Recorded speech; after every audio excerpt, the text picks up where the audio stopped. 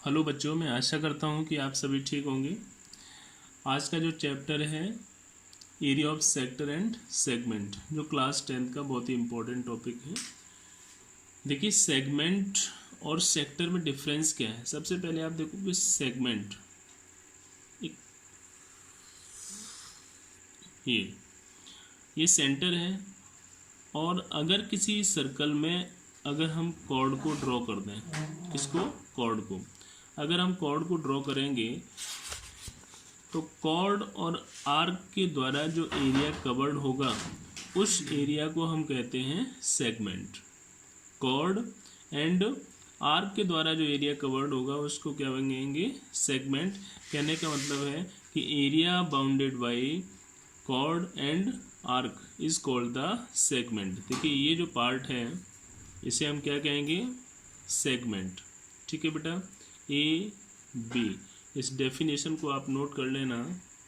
Area bounded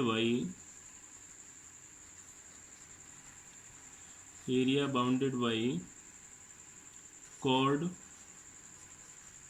and arc is called segment. ठीक है बेटा। अब देखिए, इसी में हम आपको बताएं कि अगर मान लीजिए सेंटर से ए को मैंने पॉइंट ओ से मिलाया और बी को पॉइंट ओ से मिलाया, तो ये देयर आर टू रेडियाई, तो area bounded by two radii and arc is called the sector. तो सेक्टर की डेफिनेशन भी बहुत ही सिंपल है। क्या डेफिनेशन है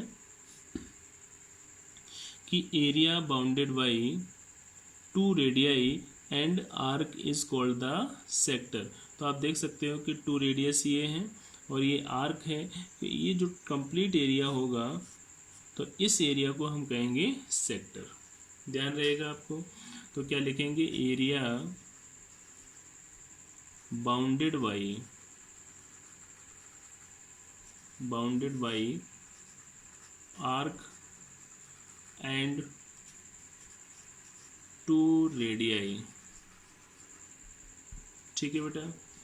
आप डायग्राम भी देख लो कि यहाँ से अगर हम इस कंप्लीट एरिया को लेंगे तो this is called the sector, and if you take from A to B and arc is called segment. ठीक है। अब इसका फॉर्मूला क्या होता है, फॉर्मूला भी आपको मालूम होना चाहिए कि फॉर्मूला क्या है। कि किसी भी क्वेश्चन को सॉल्व करने के लिए हमें फॉर्मूले की ज़रूरत पड़ेगी।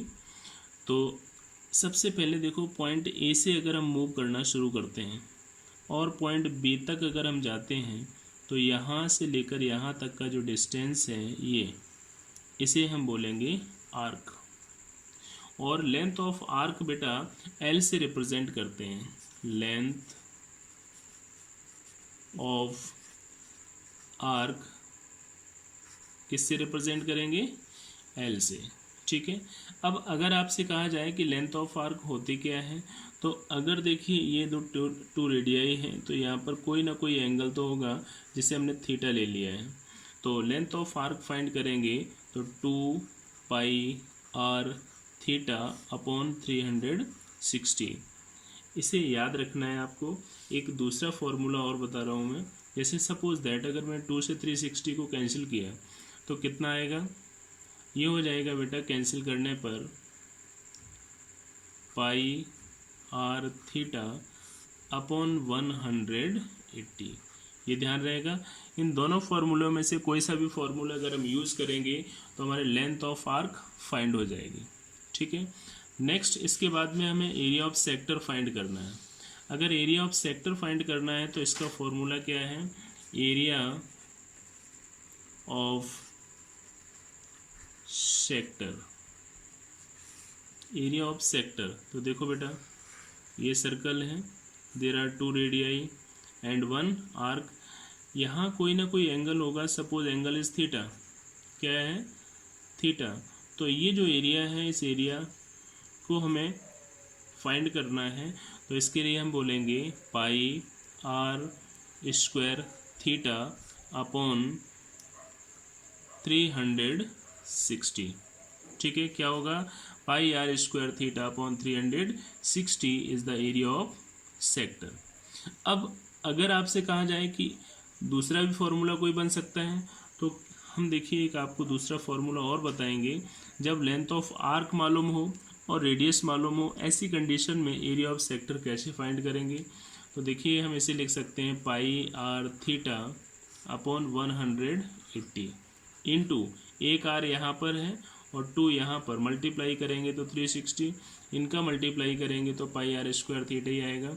तो बेटा ये जो टर्म है इसको लिखेंगे एल और ये आर बाई 2। तो न्यू जो फॉर्मूला बनेगा 1/2 L into R. This is the area of sector and this is also the area of sector. You understood? Now area of segment, देखिए बेटा area of segment कैसे find करते हैं। तो अभी आपने देखा था कि यहाँ देखो ये क्या है, पॉइंट O से लेकर O से A और फिर A से B फिर B से A, ये टोटल आपका जो होगा दिस इज सेक्टर। अगर इस सेक्टर से इस ट्रायंगल को अगर माइनस कर दिया जाए तो बचेगा क्या, सेगमेंट। तो इसका मतलब है कि सेक्टर के एरिया से अगर ट्रायंगल के एरिया को माइनस करेंगे तो हमारा एरिया ऑफ सेगमेंट आएगा। तो इसे हम लिख सकते हैं pi r square theta upon 360 minus this is the area of sector and if we subtract 1/2 r square sine theta then we find area of segment. तो आपको ध्यान रखना है कि हम क्या फाइंड कर लेंगे, एरिया ऑफ सेगमेंट। ठीक है, ध्यान रखना है कि सेक्टर के एरिया से अगर ट्रायंगल के एरिया को निकाल देंगे तो बचेगा एरिया ऑफ सेगमेंट। अंडरस्टूड बेटा। अपना नेक्स्ट जो पॉइंट है वो है semi circle. You know all about the circle, what is the semi circle. आपको मालूम है कि अगर सर्कल का हाफ पार्ट, देखिए एक सर्कल है और इस सर्कल को अगर हाफ कर देते हैं means A B is a diameter, और आपको मालूम है कि डायमीटर ही किसी भी सर्कल को 2 इक्वल पार्ट्स में डिवाइड करता है। ठीक है, तो ये जो पार्ट है ये होगा सेमी सर्कल, अपर पार्ट भी सेमी सर्कल। तो हम इसे कह सकते हैं half part of the circle is called the semi circle. ठीक है बेटा। अब मैं आपसे कहूँ कि बेटा इसका एरिया निकालो, तो सिंपल सी बात है कि एरिया ऑफ सर्कल क्या होता है, एरिया ऑफ सर्कल सभी जानते हैं पाई आर स्क्वायर। लेकिन अगर एरिया ऑफ सेमी सर्कल कहा जाए, एरिया ऑफ सेमी सर्कल, अब एरिया ऑफ सेमी सर्कल के लिए क्या करेंगे, बहुत ही इजी है। अगर हम पाई आर स्क्वायर को 2 से डिवाइड कर दें, क्योंकि यहाँ पर भी देखेंगे हाफ पार्ट है, तो एरिया ऑफ सेमी सर्कल क्या हो जाएगा, पाई आर स्क्वायर अपॉन 2। अंडरस्टूड। इसमें कोई प्रॉब्लम नहीं है, लेकिन प्रॉब्लम जो है वो हमें सर्कमफरेंस फाइंड करने में आती है। किसमें, सर्कमफरेंस। देखिए सर्कमफरेंस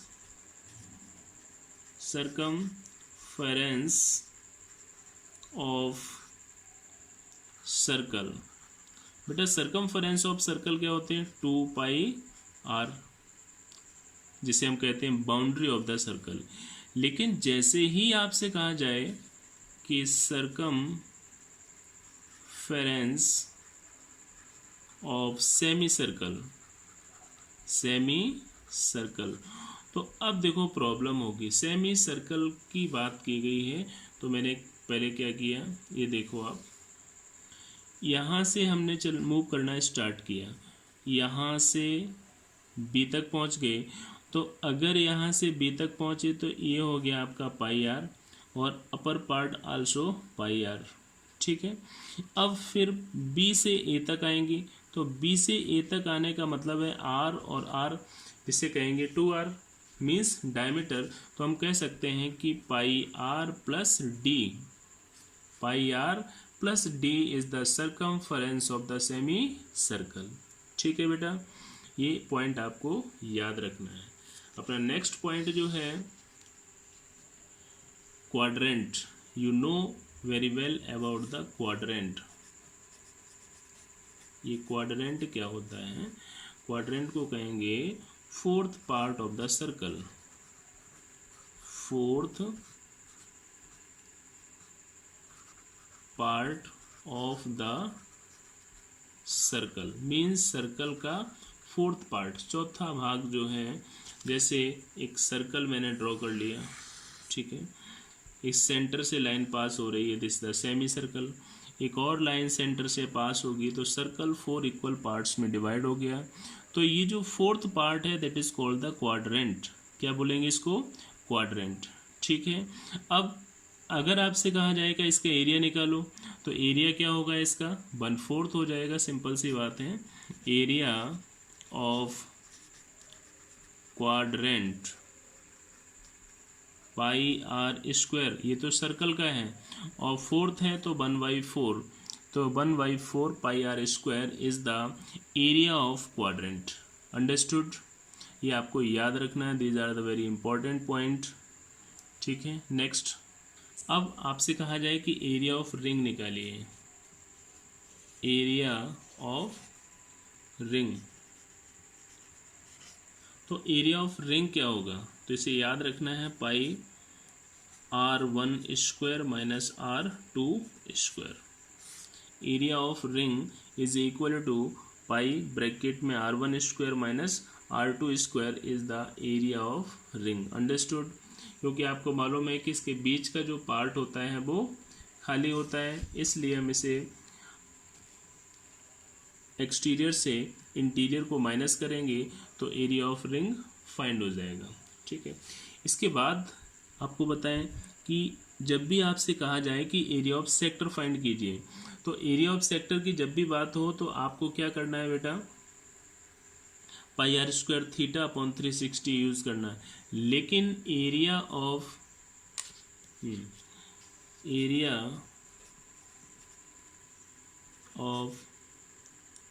मेजर सेक्टर, लेकिन अगर आपसे कहा गया कि एरिया ऑफ मेजर सेक्टर निकालिए, तब आपके सामने प्रॉब्लम होगी। लेकिन डोंट वरी, यहाँ आप देखेंगे कि ये एक एंगल दिया गया है, ठीक है, और अगर ये एंगल दिया गया है तो अपर पार्ट हमारा मेजर है, तो टोटल एंगल 360 होगा। तो 360 से अगर मैंने थीटा माइनस किया तो अपर पार्ट आ गया। तो अब तो बहुत ही इजी हो गया, हमें वही फॉर्मूला यूज़ करना है कि pi r square theta, theta की जगह 360 माइनस थीटा अपॉन 360, याद रहेगा आपको। और एक सिंपल सा फॉर्मूला कि अगर सर्कल के एरिया से हम सेक्टर के एरिया को माइनस करते हैं तब भी हमारा एरिया ऑफ मेजर सेक्टर आएगा। तो pi r square minus area of minor sector, ठीक है बेटा। बहुत ही इंपॉर्टेंट है आपके लिए, क्योंकि मोस्टली आपसे पूछा जाएगा कि एरिया ऑफ मेजर सेक्टर बताइए, तब आपको ये वाला फॉर्मूला यूज़ करना है, ठीक है। नेक्स्ट पॉइंट आपका area of major segment, same उसी तरह से कि सर्कल के एरिया से हम क्या करेंगे, सेगमेंट के एरिया को माइनस कर देंगे तो area of major segment find हो जाएगा। लेकिन अब मैं आपको एक ऐसा पॉइंट बताऊंगा जिसे कहते हैं rotation of the hands of clock. Rotation of the hands of clock. बेटा घड़ी की बात की जाए तो अगर मैं आपसे पूछ देता हूँ कि जो मिनट आवर है वो 1 मिनट में कितने डिग्री का एंगल बनाएगी, जो आवर हैंड है वो 1 मिनट में कितने डिग्री का एंगल बनाएगी, तो इस तरह के क्वेश्चंस आते हैं। तो आपको ये याद रखना है कि कितने डिग्री का एंगल बनेगा, ठीक है। अब देखिए मैं आपको नोट करा देता हूँ और इसको आप जो है फिर कॉपी में भी नोट कर लीजिएगा कि angle subtended by, angle subtended by minute hand minute hand of clock in 1 minute.